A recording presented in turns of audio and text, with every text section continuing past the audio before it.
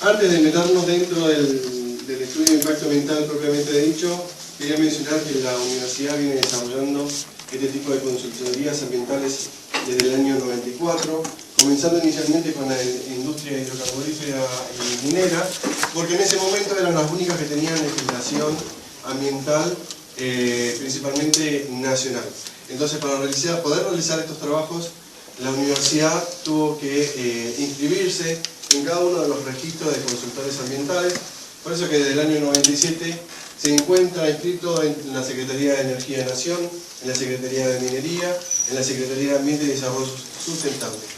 Y a partir del 2007, ya con la aplicación efectiva de la Ley 2658, la ley que regula el procedimiento de evaluación de impacto ambiental en la provincia, se encuentra también inscrito en el registro de profesionales de impacto de estudios ambientales que cuenta esta legislación.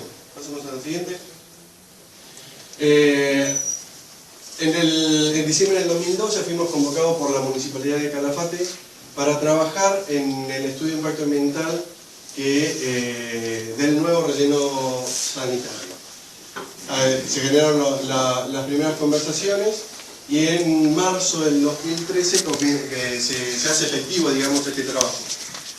La universidad, haciendo referencia o cumpliendo con la definición misma de un estudio de impacto ambiental, la cual dice que es un estudio técnico interdisciplinario, convoca ahí lo que podemos ver es el listado de profesionales que participaron, todos ellos docentes e investigadores de la universidad que desarrollan sus actividades en la Unidad Académica de Gallegos y se desarrollan y se van perfeccionando en los temas específicos que van trabajando. Entonces podemos observar, podemos ver a licenciados en biología o los magísteres en vida silvestre, como puede ser Carlos Salbriu y Silvia Ferrari, licenciados en geografía, ingenieros en recursos naturales, arqueólogos, paleontólogos, abogados, técnicos químicos, y bueno, que conformaron el grupo de trabajo. Seguimos adelante. Como bueno, ya se había mencionado antes, acá tenemos una referencia del sitio de emplazamiento del nuevo relleno sanitario, el cual se encuentra, su ingreso está a 11 kilómetros de la localidad del Calafate, aproximadamente 11 kilómetros de la localidad del Calafate, yendo hacia el este, por la ruta provincial número 11. En línea recta, lo que tratamos de mencionar, observar las distancias en línea recta, que a veces son más interesantes que lo que presentan las rutas. Y encontramos que la localidad del Calafate se encuentra a 7,20 kilómetros, el aeropuerto internacional a 8,10 kilómetros, y para darle un punto de acercamiento al lago, lo que hicimos fue tomar la dirección directamente hacia el norte y tomamos como 4,5 kilómetros la costa del lago argentino. Si bien podemos ver que puede llegar a ser un poquito más corta esa distancia. Y bueno, se encuentra y es vecino íntimo del circuito o del autódromo Quique Freyre, creo que ese es el nombre, ¿no? del que tenemos acá. Y bueno, como referencia, y el punto más bajo que se encuentra en el sector es la laguna temporaria, que es la que recibe el escurrimiento de toda esa zona en periodos de lluvia y principalmente del hielo. ¿Y la próxima? En abril del 2013 se realizaron los trabajos, los relevamientos de campo. Vinimos en comitiva, la mayoría de los profesionales intervinientes. Ahí se realizaron los relevamientos de vegetación, tomaron muestras de suelo, se hicieron pruebas de infiltración en el sector. La gente que se dedicó a la parte socioeconómica tuvo reuniones con referentes de la localidad para tratar de ver cuál era la opinión con respecto a esto. Discúlpenme, necesito un poco de agua. Y bueno, se recuperaron datos también de clima y bueno, todos los datos que pudieron tomarse en el campo. Una descripción general del área, más o menos ya todos lo conocemos porque son ustedes los que viven acá. Es un clima que está designado como templado a frío, que sus precipitaciones rondan entre los 200 y los 300 milímetros, dependiendo de la bibliografía que uno tome, que las precipitaciones se concentran en los periodos de otoño-invierno y están dadas esas precipitaciones en forma líquida o de lluvia o en forma sólida, que es las nevadas. En cuanto a los vientos, la velocidad promedia de los vientos marca que tenemos entre 10 kilómetros en invierno y 20 kilómetros en verano promedio, aunque se pueden detectar ráfagas importantes que superan incluso los 100 kilómetros por hora. En noviembre el mayor registro de viento fue en un mes de noviembre, que alcanzó los 130 kilómetros por hora. En cuanto al ambiente en donde se desarrolla, es una estepa graminosa arbustiva con alrededor de entre un 30 y un 40% de cobertura. La fracción de gramíneas se encuentra dominada por estipa y podoceni, y la fracción de mata es principalmente mata negra. Después lo demás, lo que no está dentro de la vegetación es o solo de desnudo, pavimento de erosión, en fin. Y bueno, en cuanto a la fauna, la clásica de la estepa patagónica, grandes mamíferos como el guanaco, citado por la bibliografía, pero ya no tan cerca tan cerca de la ciudad por toda la actividad antrópica que en esta se desarrolla. De hecho, en el momento que hicimos el relevamiento, no se observaron especies de mamíferos, de grandes mamíferos, ni de pequeños, digamos, no se observaron presencia de fauna en el momento que nosotros hicimos el relevamiento. Eso no quiere decir que no lo haya. Pasamos a la próxima. Sí se observaron, digamos, todas estas cuestiones, quizás no son muy referentes, pero después vamos a poder verla en la otra filmina. Son presencia de erosión hídrica, digamos. El lugar del desarrollo del proyecto tiene entre un 5 y un 10% de pendiente, y que si uno se va hacia el cerro, esta pendiente comienza a ser más pronunciada. ¿Esto qué pasa? El suelo es básicamente en ese sector arcilloso. En los primeros 5 centímetros se observa una estructura secundaria, producto de que el suelo se llena de agua, y en los periodos de frío, otoño-invierno, se genera un proceso de congelamiento y descongelamiento que va fracturando esta arcilla. El suelo, cada vez que llueve, se satura los primeros 5 centímetros, y después no puede seguir infiltrando hacia abajo, porque hay una capa de arcilla bastante compacta. Entonces, una vez que se saturan esos 5 centímetros, que generalmente pasa en el minuto de lluvia, toda esa agua empieza a escurrir hacia el lugar más bajo que tenemos en el sector, que es la laguna temporaria, tanto en los días que llueve como en los periodos de deshielo. Entonces empezamos a ver esto como pequeñas cárcavas o como una micro red de drenaje en todo el sector. Pasamos a la siguiente. Además se pueden ver, estos son diferentes puntos de vista, cañadones que vienen del cerro que pueden llegar a traer agua, que por lo que menciona también, mencionó el ingeniero Sansó, la ubicación de la celda estaba en cierta forma protegida de estos grandes cañadones que pudieran traer agua en determinado momento del año. Pero si nos vamos hacia arriba y miramos el paisaje, todas las pendientes nos indican que todo ese sector va hacia esta laguna en particular. La siguiente, eso como para una descripción rápida del ambiente, digamos. El resto está en el estudio de impacto ambiental y bueno, estamos a consideración de ustedes.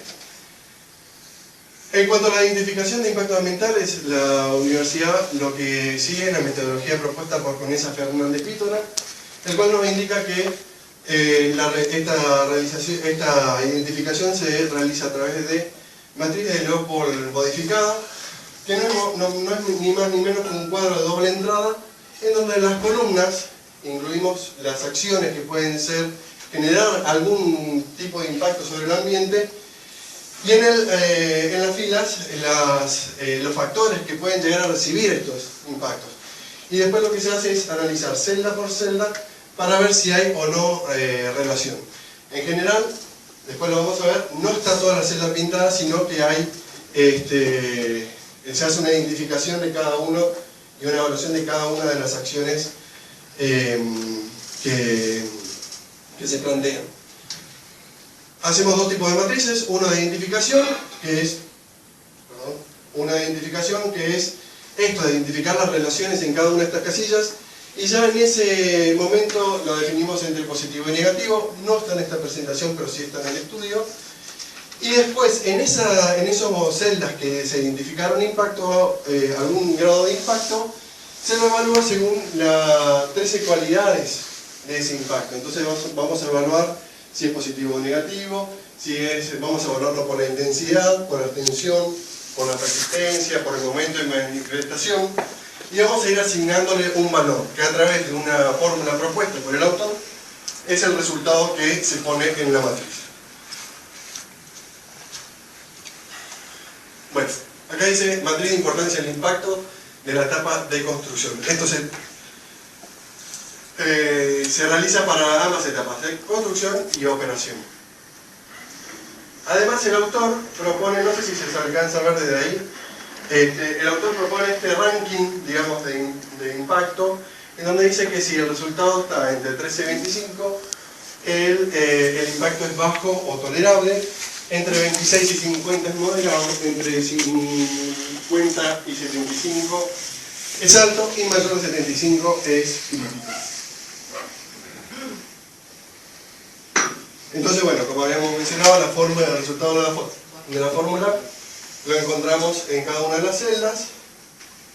Verde son impactos bajos y amarillo son impactos moderados. Y nosotros marcamos los impactos positivos que pueden llegar a generar algunas de las actividades como celeste, fuera de estos impactos negativos, como para marcarlos de alguna forma.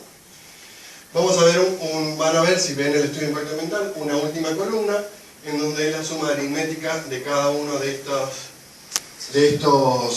impactos. ¿Qué es lo que se hace? Para dar referencia y poder rankear cuáles fueron las acciones o los factores más impactados.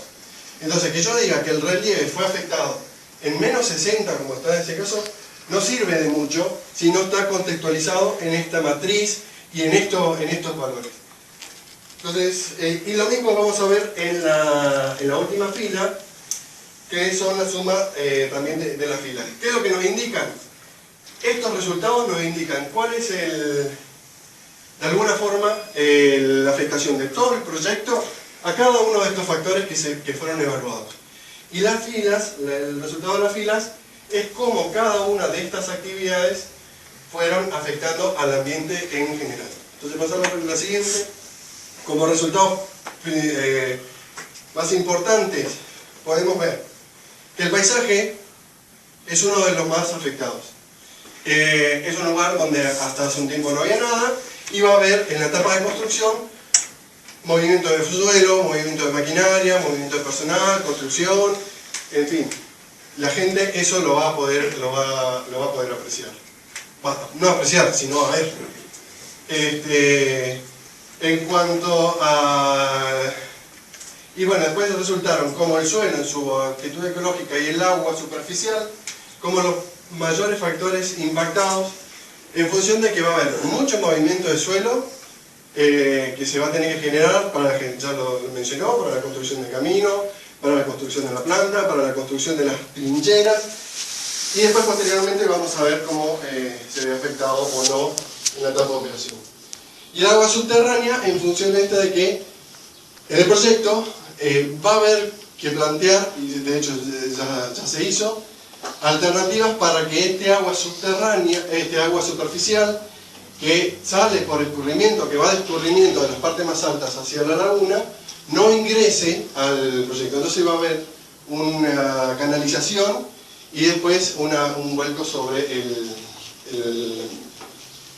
y como las acciones más impactantes en este punto, en la etapa de construcción, podemos ver que todo lo que tiene que ver con movimiento de camino, desmonte, son los mayores impactantes en la etapa de construcción, junto con el movimiento de maquinaria.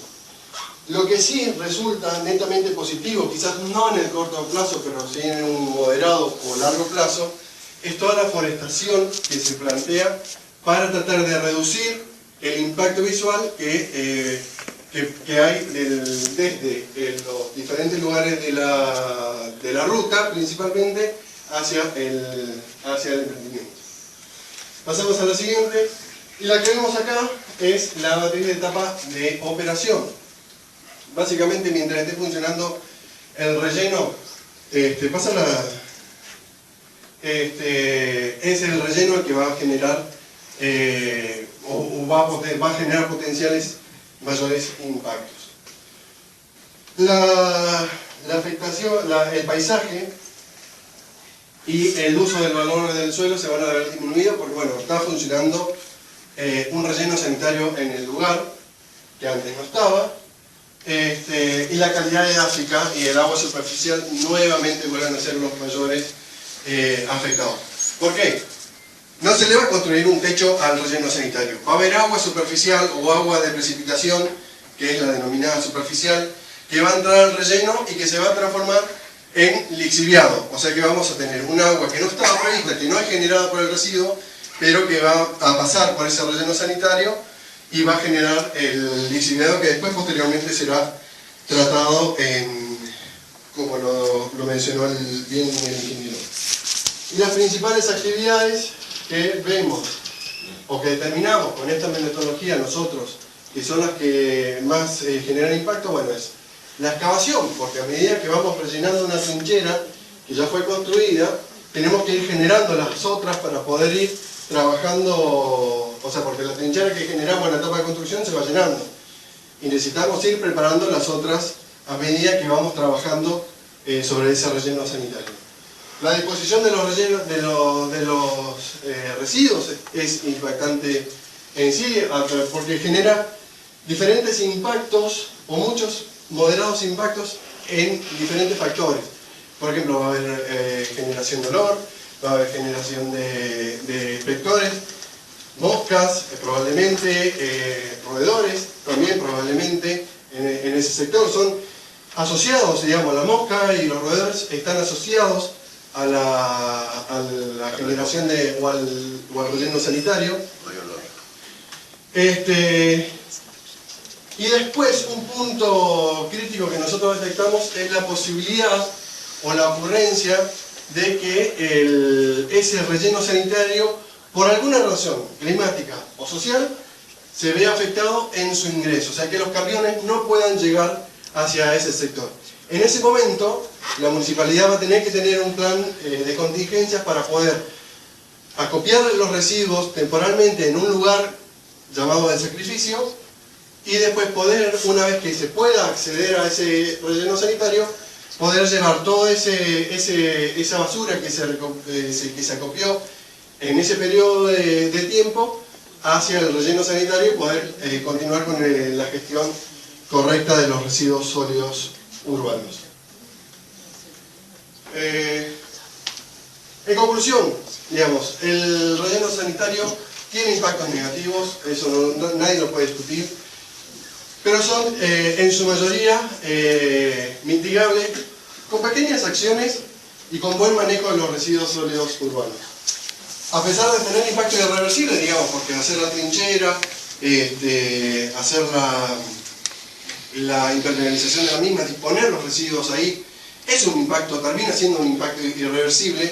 Digamos, el propósito de cambiar este relleno sanitario del lugar es evitar o dejar de utilizar el actual, digamos, sin intentar minimizar los impactos ambientales, digamos. Estamos tratando, o la municipalidad, la municipalidad está tratando de cerrar una fuente de impacto ambiental continuo que tiene hoy, que es el actual vaciadero, que se encuentra dentro del ejido, ya dentro de la ciudad, rodeada de vecinos y rodeada de emprendimientos turísticos,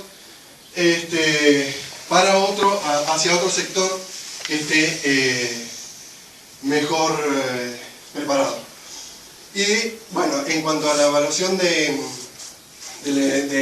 proyecto en general, a través de la metodología que la universidad utiliza, a través de la metodología que está siendo propuesta al municipio por parte de la Fundación Parques Nacionales, el proyecto se torna ambientalmente aceptable.